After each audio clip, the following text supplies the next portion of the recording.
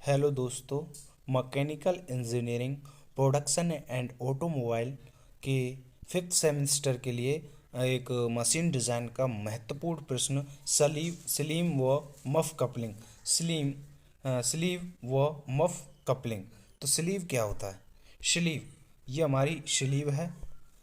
ये हमारी चालक shaft, driven shaft, driver shaft और ये होती है हमारी ड्रिवन शाफ्ट। ये दो शाफ्ट है, एक शाफ्ट ये चालक शाफ्ट है, ये ड्रिवन शाफ्ट है।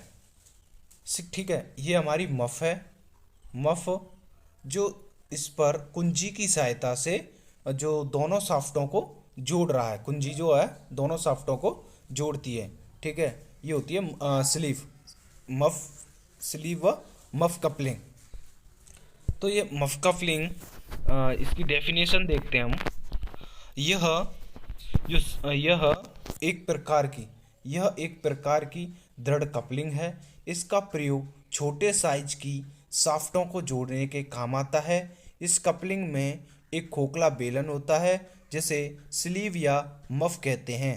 यह खोखला बेलन दोनों शाफ्टों पर चढ़ा रहता है। इस खोखले बेलन का आंतरिक व्यास शाफ्ट के बराबर होता है। आंतरिक व्यास शाफ्ट के व्यास के बराबर होता है। इस खोखले बेलन के दोनों शाफ्टों के सिरों पर एक जिबहेड कुंजी द्वारा लगा दिया जाता है। इस बेलन की आधी लंबाई एक शाफ्ट के एक सिरे पर तथा शेष आधी लंबाई दूसरी शाफ्ट के दूसरे सिरे पर चढ़ी रहती है। दोनों शाफ्टों तथा मफ में कुंजी लगाने के लिए खांचा कटा रहता है जिसमें टेपरित कुंजी लगाकर दोनों शाफ्टों को मफ से जोड़ दिया जाता है। मफ मफ ढलवा लोहे की तथा कुंजी माइल्ड स्टील की बनी होती है। अब स्लीव व मफ कपलिंग की हम क्रियाविधि देखते हैं। ये इसकी जो शक्ति संचरण है कैसे होता है कि वर्किंग। तो इस कपलिंग की क्रिया के अंतर्गत सर्वप्रथम शक्ति चालक शाफ्ट से कुंजी द्वारा मफ को पारित होती है।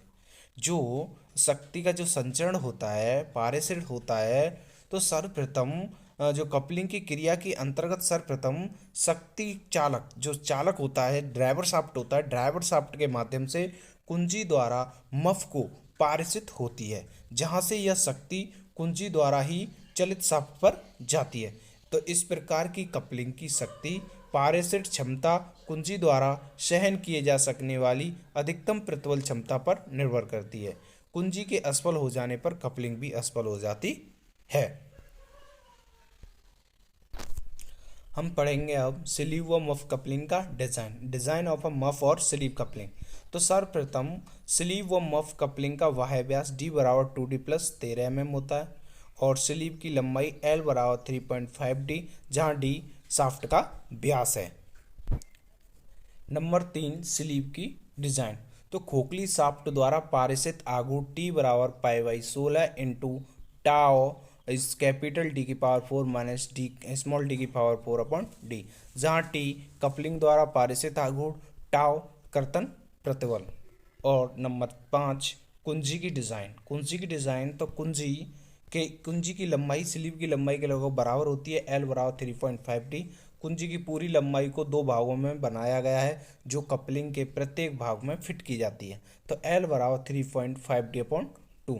कुंजी में कर्तन के कारण पारित आघूर्ण, जो हमारा कुंजी में कर्तन के कारण पारित आघूर्ण है, टाउ बराबर 2t upon L into B into D. तो टी बराबर, यहाँ से हमने टी की वैल्यू निकाली, L into B into D upon 2 into tau. तो कुंजी में क्रशिंग के कारण पारित आघूर्ण tau sigma C 4t upon D into L into D. चूड़ियों के प्रकार, ये बहुत ही महत्वपूर्ण प्रश्न है, बार बार क्वेश्चन में पेपरों में पूछे जाने वाला प्रश्न है। तो चूड़ियों के प्रकार, टाइप्स ऑफ थ्रेड। चूड़ियों के आकार निम्न प्रकार के होते हैं। Number first, British standard Whitworth thread.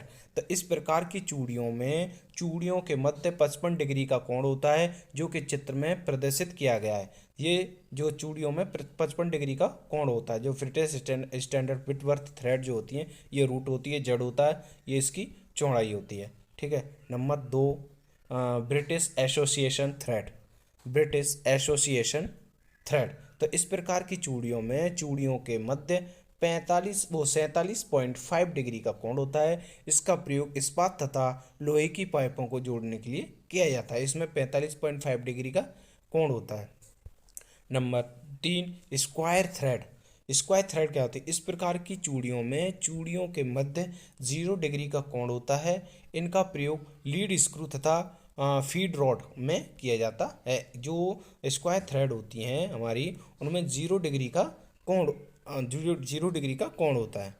Number 4, acme thread. Acme thread जो होती है हमारी, इस प्रकार की चूड़ियों के मध्य 29 डिग्री का कोण होता है। इनका प्रयोग लेथ मशीन तथा बेंच बाइज में किया जाता है। नंबर बटरेस थ्रेड होता है। Number 5, buttress thread. इस प्रकार की चूड़ियों के मध्य 45 डिग्री का कोण होता है। इनका प्रयोग एक ही दिशा में शक्ति संचरण के लिए किया जाता है।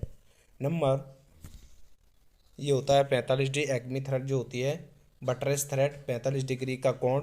और जो हमारा छठा नंबर है मीट्रिक थ्रेड। इस प्रकार की चूड़ियों के मध्य 60 डिग्री का कोण होता है। 60 डिग्री का कोण होता है। 60 डिग्री रूट ये इसकी चौड़ाई होती है।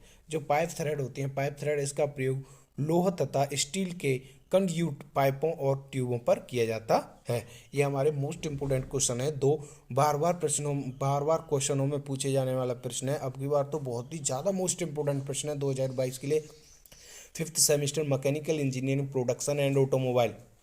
थैंक यू दोस्तों।